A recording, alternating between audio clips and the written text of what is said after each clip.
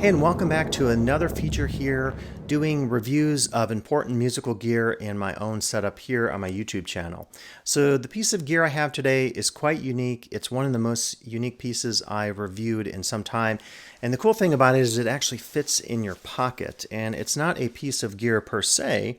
It is a game called Patch, the card game, and this is a really innovative card game that you can purchase that will allow you to do some really experimental, randomized things with your modular setup. It's almost turning your modular home studio into its own dynamic game. I think it's really interesting how this card game was developed and how unique it is in terms of the world of modular Eurorack synthesis. Now, one thing I did want to say today is that the manufacturers of Patch, the card game, were very nice and sent this out as a complimentary copy. I just want to mention that just to give you the most transparent review possible. Again, anytime I've been provided gear or other merchandise for review on my YouTube channel, I always make the point that I'm still maintaining that objective approach and trying to be fair to what I'm reviewing and also give you insights as users out there such that you can decide whether you want to purchase something, how you might use it, and so forth. But I do need to make that disclaimer here as we start today. So to get started today, what I'll do in this video is take you through a slew of areas related to this card game. We'll talk about what it is, we'll do the unboxing first, we'll discuss the website that accompanies it, the different types of cards, how it's used in a modular setup, of course, how you can purchase it. We'll also get into some related areas that I think takes this card game and connects it to other areas. For example, within the world of modular, what I call subculture, people who are aficionados of the world of modular will, I think, find these cards very interesting in terms of how innovative they are. It also reflects sort of the growing community out there among designers who are not big manufacturers like the big Behringers of the world or Yamaha or Roland, but they're doing something very small and they're able to do it because of great platforms out there like Etsy or small shops out there throughout the world that are willing to take a chance and purchase some of these, put it in their stock, and then allow all of us to be able to buy these and incorporate it as part of our modular setup. So I think what's cool about the world today is there's more and more emphasis on this subculture as it grows.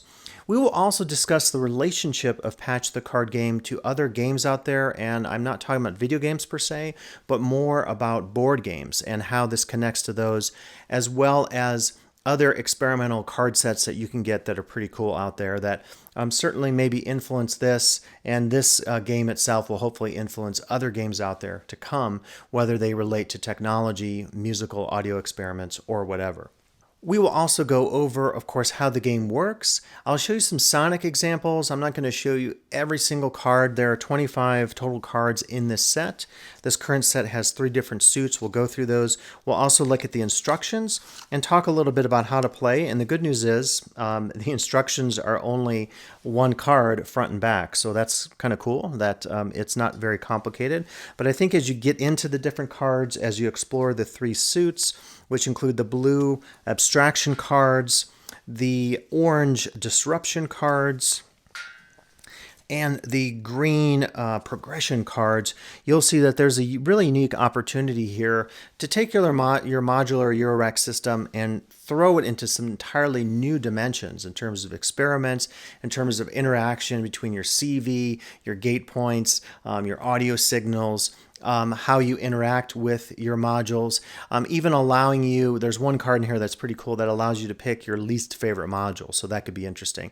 There are a number of different approaches that you can take to sort of engage these cards as you start working through your modular setup, whether you have a small system, a medium-sized system like mine, or a giant system like Colin Bender's or someone like that. So a lot of opportunities to really experiment and play with things in some ways that I think are relatively unique, at least unique to me, in terms of how I've been working with my modular setup. So I'll give you some Sonic examples in this video, not an exhaustive set, because obviously a lot of possible permutations with 25 cards. I'll then do a wrap up and tell you about my thoughts, and I'll also talk about some plans for the future that the designer of this card set mentioned to me in terms of some possible new sets, a purple set, and then also maybe 2, 3, or even more new decks of cards that you can use to complement Volume 1 of this card set for Patch the Card Game. So let's now begin this overview of Patch the Card Game.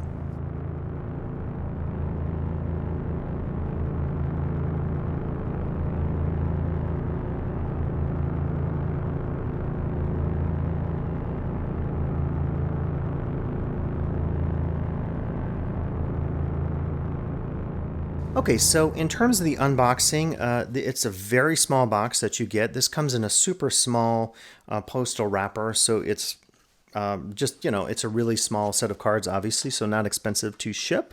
And they are so small that they're really handy. You could take them anywhere. They're not unlike any card game you might have there, whether it's like, poker cards or Magic the Gathering or Pokemon or whatever that happens to be. So it does come shrink wrapped. It has the information on the back. You have the 4 suits, if you will. So this current deck includes blue, green, and orange. I happened to email the designer, James Sigler, and he said that there's plans to do the purple suit. And the purple suit is, of course, pictured on the outside of the cards. He also mentioned possible plans to do additional volumes of cards that could be possible depending on the popularity of this deck. So certainly the more people that buy these, the greater chance to fund and create the cards. So the new decks of cards. And the one thing you'll see is that they're really high quality. They're kind of glossy here, as you can maybe pick up from the camera. The print and the design, I think, is remarkable. Really well done. They just have a cool look to them in terms of the iconography of each of the cards and what it tells you to do. So I was just really impressed with the quality of the design. So when you get your set of cards, the thing you might want to do is to just separate into 3 piles plus your game rules card, if you will. So you could separate your abstraction cards, which are the blue ones, in one pile, and you could have your progression and disruption cards, the orange and green, in another pile. And then you probably would just want to take your rules out, and again, I like how simple these are. Separate the abstraction cards from the progression and disruption cards. Shuffle these into 2 separate piles. These are your draw piles. You first draw an abstraction card, follow its description as a guide while you patch. At any time, draw from the progression/disruption pile. So your progression and disruption cards, the green and the orange, are going to be combined and shuffled. And then you will follow whatever instruction is there and then place that card as a discard pile and continue patching. You can draw new cards as often as you like, so it's not as prescribed as some board games that we might talk about or other card games. It allows you, I think, an opportunity to experiment and to get inspired. If you're familiar with Brian Eno's famous set of cards, which I'll put up here now. Much more abstract, I think, in terms of their approach, but maybe a similar idea in terms of this idea of getting inspired to work with your gear or your musical experiments in some new ways. On the back of the card, there is some information about how you might start off in terms of deciding on modules. You could number your modules in a particular order. You could close your eyes, spin around, and point. You could choose the most recently changed module. You could fling a card at the modular setup and see what it hits, or just pick one. So there's a lot of opportunities to really experiment and decide on what you want to use, how you want to use it, and so forth. So there aren't a lot of rules in terms of how to work with your modular setup, which I think is really great just for the ability for you to experiment. And let me just show you right now, we'll do a cutaway video here on the website to show you more information that you can find about Patch the Card. If you're interested in getting more information about Patch the Card Game, just go to patchtcg.com, so patchtcg.com. And this is all the information about the game, so you can look at the rules here, you can get an overview of what the cards are like and so forth. And it talks a little bit about the design behind the cards. It mentions the 3 current suits that you have, abstractions, progressions, and disruptions. I know there's a plan to make a purple suit as well, and there likely will be further expansions of the card decks. You can also watch this really good overview of the card game by the designer, and it really gets into a lot of detail about how it works. Autonomously, or even just help with a little inspiration, Patch TCG could do all of those things. The first volume consists of 3 card types: abstractions, progressions, and disruptions. Abstractions can be thought of like a And this is a great overview for just understanding the game and how it works. So by all means, watch this on YouTube to get a better sense of what the game is like. And you can buy the card game from, I believe, directly here. Let's try it. Yes, $25. So you can purchase here. Includes the shipping. Looks like they're not doing international. So if you're in the UK or Europe, you probably have to look at one of these sources. So you can get a sense here of who is selling it in the United States and then also throughout Europe. You can also see in Hong Kong. And yeah, so good information there to know if you're interested in buying a deck. And this has some testimonials as well, just what people think of it, and it has a contact form. So really simple, but again, I do recommend that you check out the demo video because it does give a great overview of how the cards work and how you might use them in your own modular system.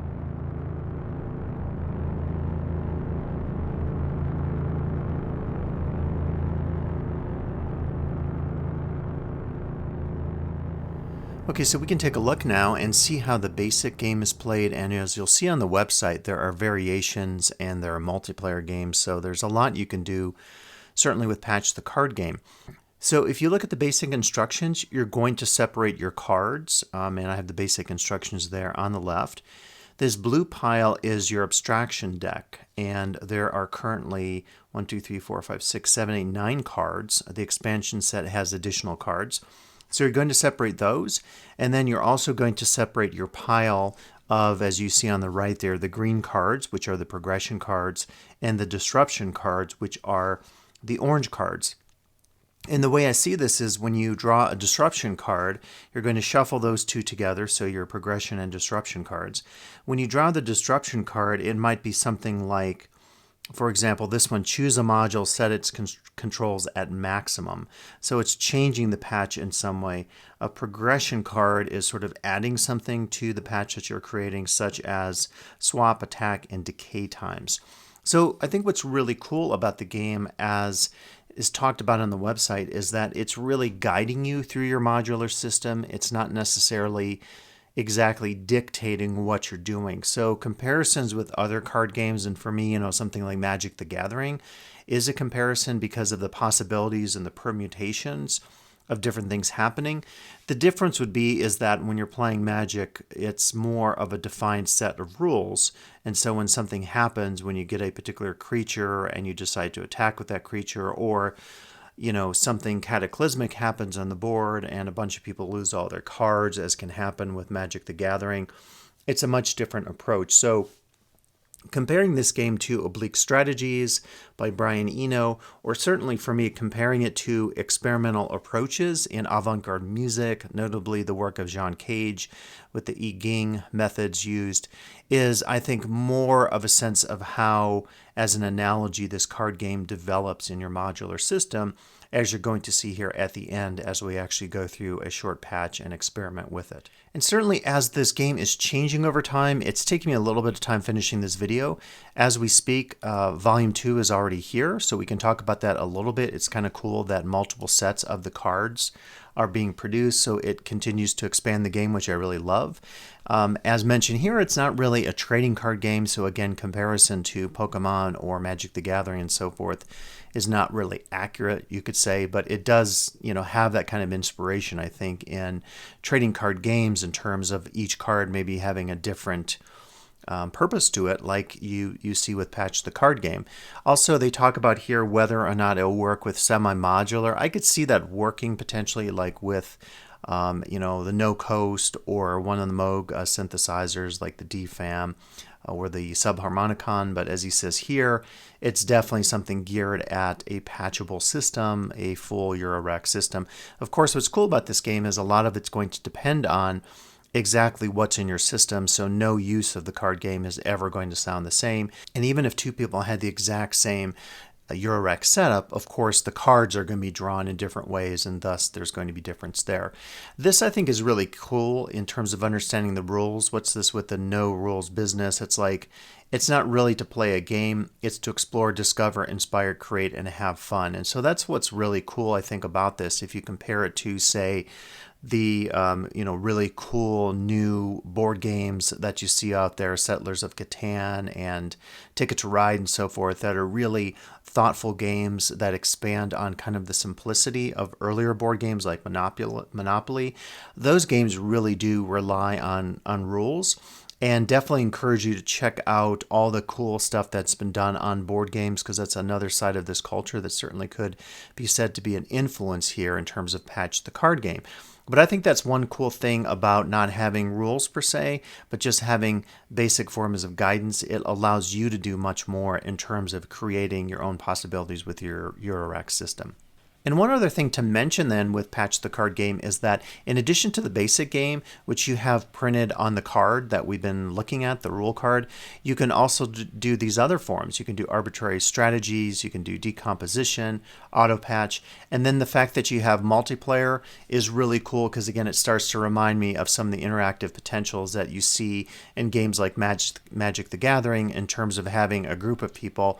And so this could be very cool to try out. So I definitely encourage you, if you have the game with your friends, you can definitely try out the multiplayer versions in addition to the single player version. So if you're curious here, you can just see some of the cards, what they look like, what you're getting into. I'm playing through this fast because obviously you'll want to actually get the game and see how it works in its entirety.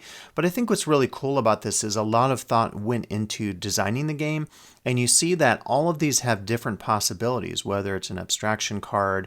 We're looking at some of the different ones here that I forgot to record with my turntable when I was doing this. And then we'll also take a look here at some of the disruption cards as well, just giving you a sense of how this can really transform how you're approaching your modular setup. I think one of the things that happens with all of us when we're playing with our gear is that sometimes we need inspiration, and that's what really I see here as a possibility, extending, as I've talked about in this video, that tradition of the historical avant-gardes, the folks like John Cage and many others who really saw randomization as a potential. And the other side of this, as we're looking at our progression cards as well here, the green set of cards, is a lot of modules, a lot of even consumer-based gear, like the Korg Volca drum as an example, allows you to do randomization of patches. And I think that's a cool side of things, and hopefully we'll see randomization continue to be a possibility in a lot of Eurorack systems and semi-modular gear and consumer gear that we're seeing these days, because really I think a lot of people have a desire to change up their setup if they get stifled and they feel like they're lacking creativity. There are different ways out there that we can use to either randomize or use chance operations to do something different, or even like generative patching, say, in the modular Eurorack world. So definitely some possibilities to think about here as we continue the journey with Patch the Card Game.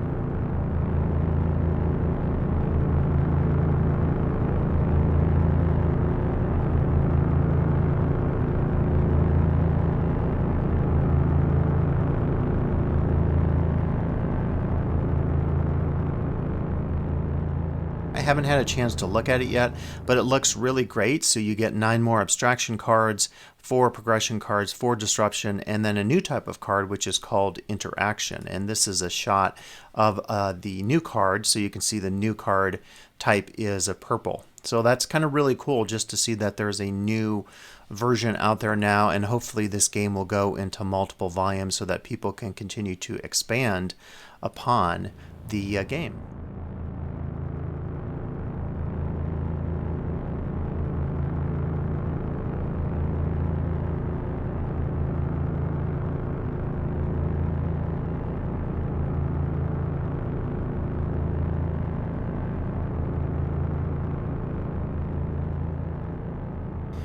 All right, so as we get into exploring Patch the Card Game, I just have to mention some things that are maybe more conceptual, and it might just be the geeky anthropologist in me, musician, whatever, but I really see these cards as connecting to other aspects of culture or subculture, whether musical or even the world of gaming.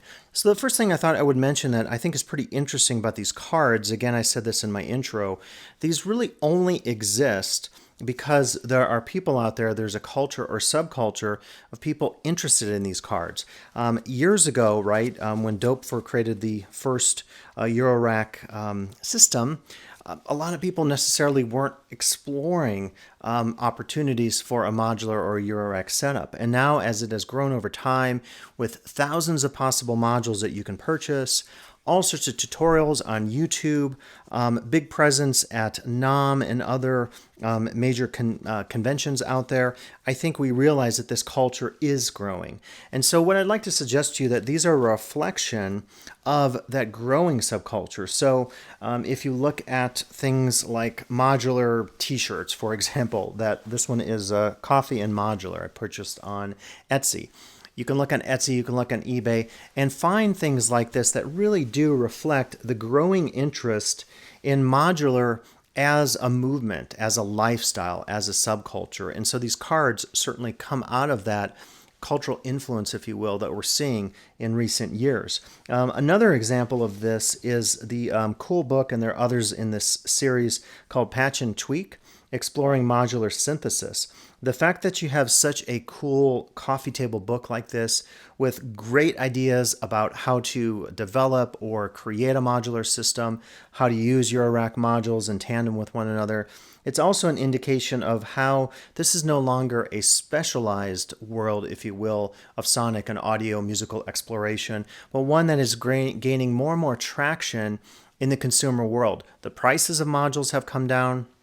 Some people would say it's controversial. Manufacturers like Behringer, you can literally buy for $70 a brand new module, depending on what it is.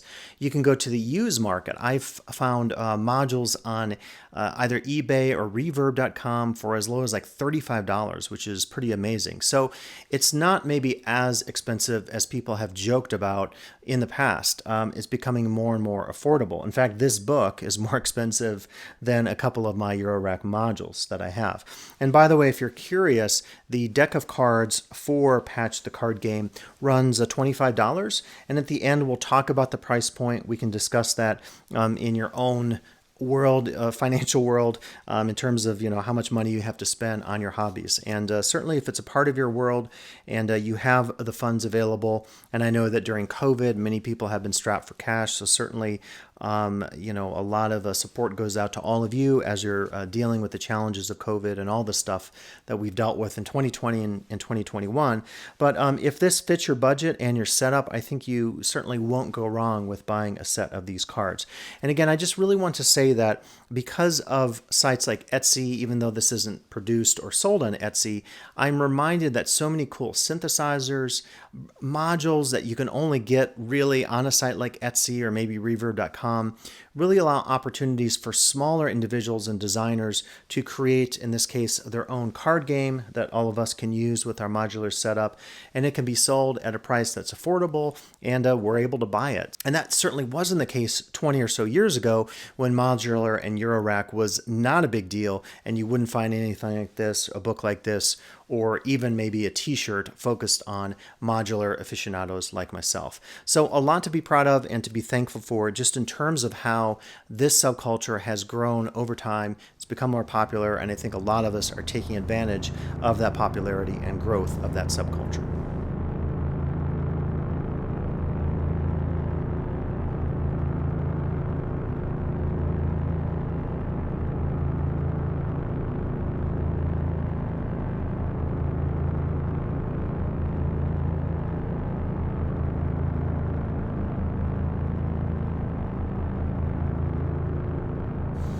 Okay, so another angle I just want to explore with you today, kind of more conceptual, is the relationship of these cards from Patch the Card Game to both gaming culture and experimentalism that comes out of the avant-gardes, particularly within performance, aesthetics, and musical experimentalism. So these cards apply, I think, certain principles that really do approach. Obviously, it's called a card game. It's not a game per se with as expanded or complicated rules as something like this game here, Ticket to Ride. But it is one that approaches the use of your modular and Eurorack gear in a way that promotes principles of gaming, rules, randomization, some chance, creativity, opportunities to look at things in new ways and through new angles. And I mentioned games like Ticket to Ride because it's really a game that promotes a much different approach than, say, something like Monopoly.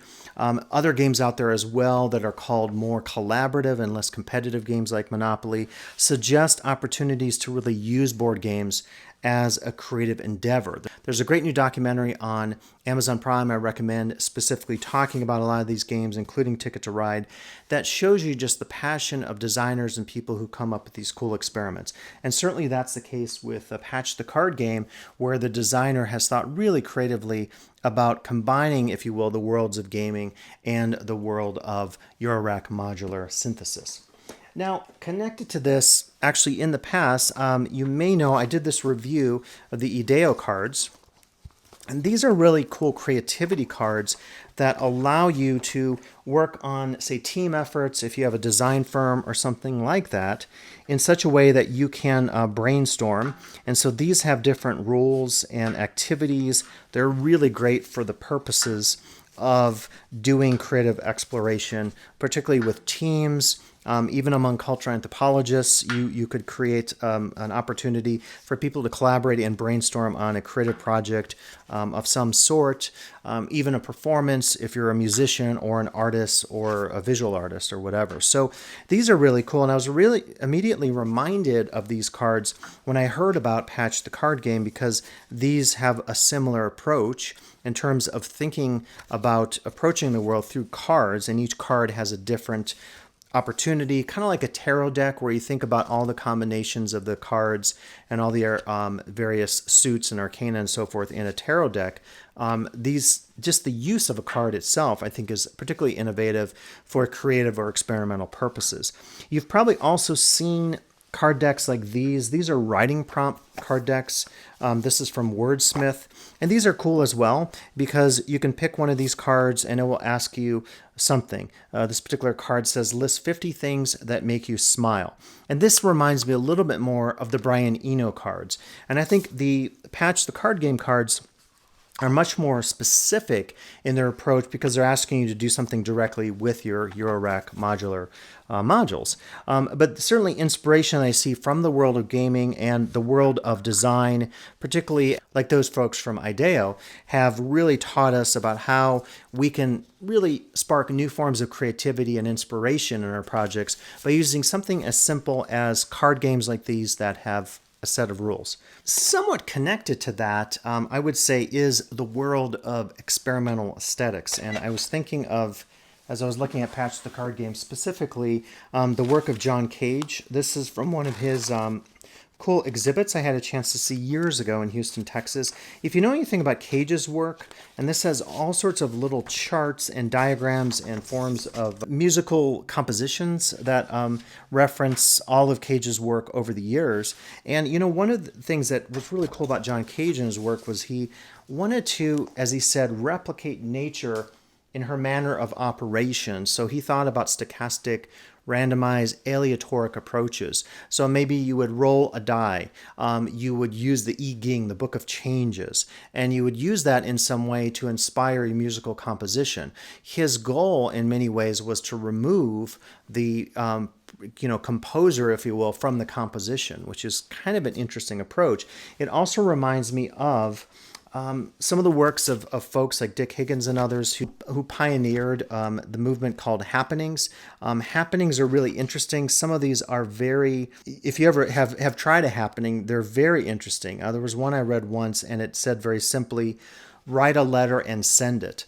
And so one of the things that the folks who were doing conceptual art, still doing conceptual art and art like the happenings was trying to do was to approach life in new ways, more experimental ways to get out of the routines of everyday life. And if you think about it, we get into routines with our synthesis and our compositions and our musical approaches. And so something like Patch the Card Game, I think, can be used as an inspiration to try some new things out and to take you out of your typical modes of how you interact. You patch the same modules every time. Maybe you use maths all the time as an LFO or as an envelope generator or whatever, or use the same effect on your Erica synths a black DSP2, as I sometimes do. This is a way to kind of get you out of that. So the inspiration from works like Happenings and conceptual art is certainly there, I would say. If you get a chance to read books like The Experimental Guide to Travel, this is one way to try to approach, say, travel in some new conceptual ways that take you out of the routine of just doing whatever the guidebook tells you to do if you're visiting the UK or wherever.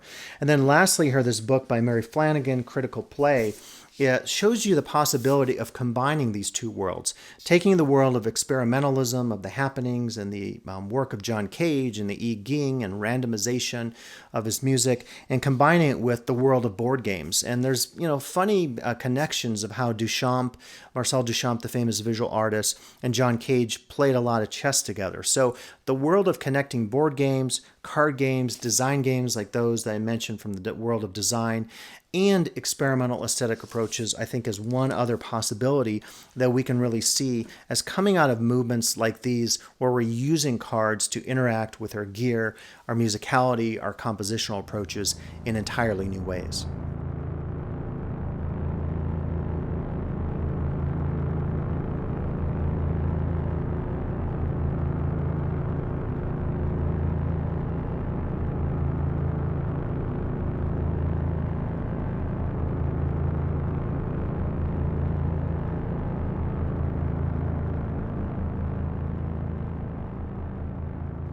All right, what we're going to do next is experiment with some of the cards. So I'm just going to try this game out. You'll see it in my studio setup here. I'm not in my studio currently, and we'll see how these work. I'm not going to give you an exhaustive set of examples, but I'll give you some, and we'll consider how these cards from Patch the Card Game might work in your own modular setup. So I'll take you through this first attempt at patching with Patch the Card Game, and I just have to say it was a challenging experience, but I mean that in a good way, because I think one of the things that this particular card game or approach does, like randomization processes or processes related to generative music, is to really free you from your typical approaches. Now, I was trying to think about this approach of throwing cards at modules, because one of the things that's mentioned in the game is you could use a series of other randomization properties or processes out there. You could number your modules, you could just choose one, you could throw a card at your modules, and wherever it lands, that would be the module that you pick, so to speak. There's different approaches certainly that you could take here. I just decided to choose modules, and I did that based on just some of the first few cards I drew, and I thought, okay, I'm going to go ahead and just try it this way. Again, not thinking too strictly about the rules of the game. The other, I think, tricky thing for me here is I've got multiple cases. So I have my two tip-top audio cases, I've got my Behringer case, I've got my 2600, which I didn't use in this, along with another tip-top small skiff case. So it's really hard to think about just which modules to use. And certainly you wouldn't necessarily have to use every single module in your case if you're working on something. And I know that people have asked about using a semi-modular setup. Doing a semi-modular setup would actually maybe make things a little bit easier.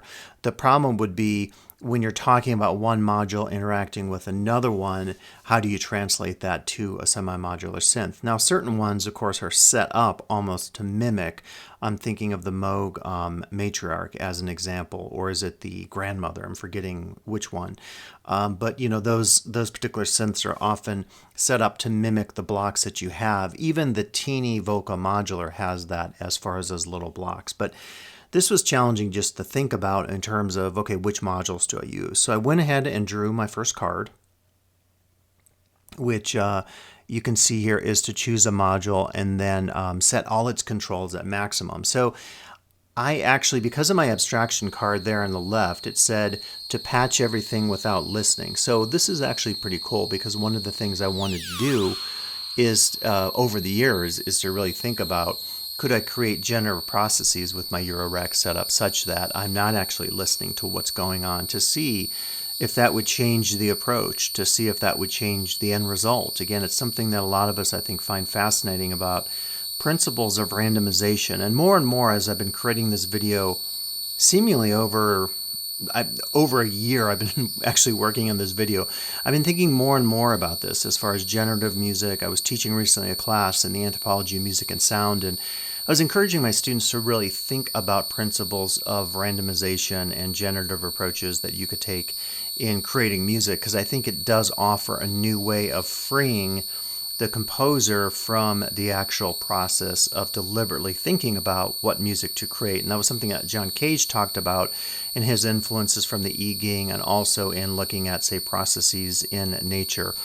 This was the choice of choosing a module and patching every connection. So for that first choice I made, you're hearing it now, and I'm only hearing it now with you. I didn't listen to this. I just made sure I had 2 or 4 sets of audio monitors going on my mixer to make sure I had sound coming through. I had no idea what I was actually producing, and I'm just hearing it with all of you for the first time. And I have to say, because of that first draw, which said to set my module attenuators all at maximum, and I was actually setting their Planck, what happened, or actually I'm setting Planck now, and Platts was the other one I was using that I set at max. So of course, because of that, depending on the type of module, right, if it's a ADSR, you're going to get one effect. If it's an oscillator, a VCO, as in this situation, you're getting another effect. Probably most VCOs will have a knob for pitch, and if you turn that clockwise to the right, it's probably going to be the maximum pitch or the highest pitch. So it's one thing that's interesting about this process is depending on which module you select, you're going to end up having situations where you're producing something that maybe isn't musical per se, but it's freeing you from the typical compositional or sonic design properties or principles or processes that you're using in your everyday life. And it's one opportunity to maybe explore your Eurorack setup, your modular setup, and get some new tricks out there. I do this all the time, where recently I was creating something and I found a trick with my module mutable warps, which I really wasn't into, and I found this trick just mixing a couple different modules sonically, and also some envelopes in there, and throwing in some triggers and gates, and it really created this quite incredible sound that I ran through my qubit data bender, which is off screen. So for this card, because I'm asked to patch every single input, and because I chose Planck, which is a percussion plus module, I think it's a very interesting module. It almost reminds me of General MIDI, but much better sounds, and of course in the Eurorack format. But it has so many potentials for interesting sonic exploration. It's a really nice module. It's a general purpose module I feel having in my case. Sorry about the focus here going. I'm trying to patch things, but what I decided to do is, obviously if I patched in, let's say, I don't know if this takes 6 or 7 or 8 inputs, but if I patched a bunch of envelopes in there, that would have one particular effect. If I patched certain trigger outs or certain outputs from certain modules, it might not actually have an effect on the current module, because maybe I first have to patch that module that's almost like the effector module that's affecting what you're doing in the current process. So I decided to actually first patch my Pico trigger into my clock divider. My Blue Lantern, I use that module all the time. It creates interesting subdivisions. And then I thought, okay, what I'm going to do then is create a bunch of gate or trigger signals, going to put those into every single input. And of course, depending on the input, if it's your volt per octave versus your modulation input, those have 2 radically different things. So one of the things I love about this process is it produces such unexpected results. The next one is we're going to add noise to the patch. And so again, I thought, okay, where do I have a noise source? And you can find noise sources all over probably your Eurorack setup. It could be from one of your, like my random module. It could be from a VCO. In this particular case, off screen, I'm going to use a Behringer module, which has both pink and white noise.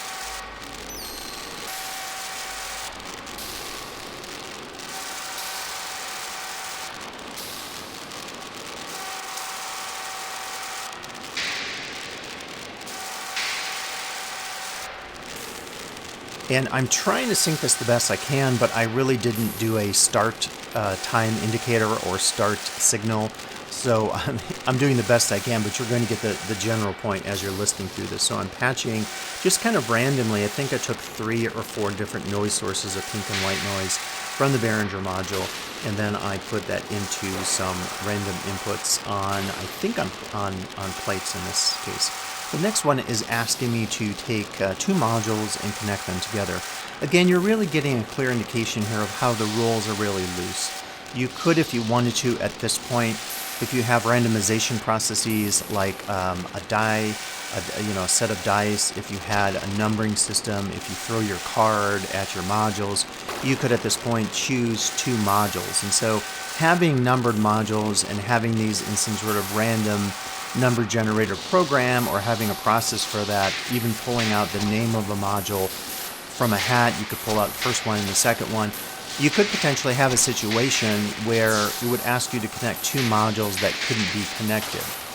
As an example, if I took my envelope generator, although I could put that at audio rate and get some sound out of it, create some drones, but if I took my envelope generator into one of my effects units, maybe that doesn't have a meaningful effect. So this is the looseness of the game. You can decide, you can really say what you want to do in terms of patching together the two modules. And I really like that about the game because it doesn't leave you with impossible situations. And so what I chose to do in this case was to take my Humble Audio Quad operator in the LFO mode, and I actually decided then you're seeing the clock divider going nuts, so I put that into the clock in on the Pico trig above, and that's why we're getting those crazy fast clock divisions, because we have an LFO going at a super high or fast rate.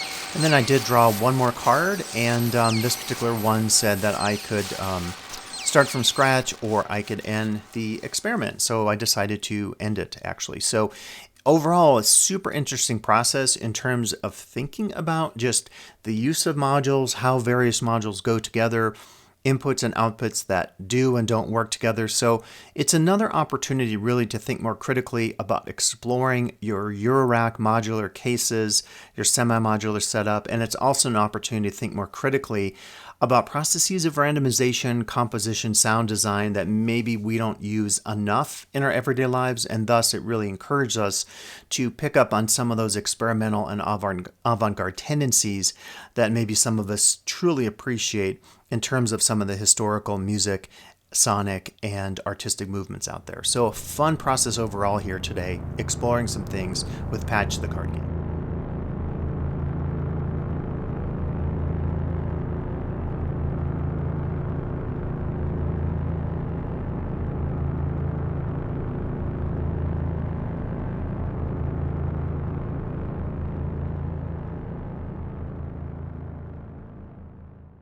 So I guess what I would say in summary today is that Patch the Card Game, I think, is really unique, innovative, one of its kind right now. There isn't anything else out there like it.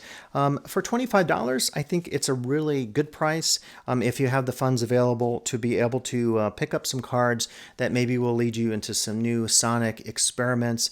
I think it's inspiring just to work with these cards and to think kind of critically about your modular setup. Anytime I have a module that maybe is, as one of the cards says, my least favorite, I maybe want to think about new ways of incorporating that module with my other modules. So many different ways to do it, whether it's through stochastic and randomized approaches, whether it's through thinking of patching in new ways, or combining some of my Eurorack modular modules with external gear, effects, my semi-modular instruments as well. A lot of opportunities out there to think just about new and creative approaches to working with my Eurorack and modular setup.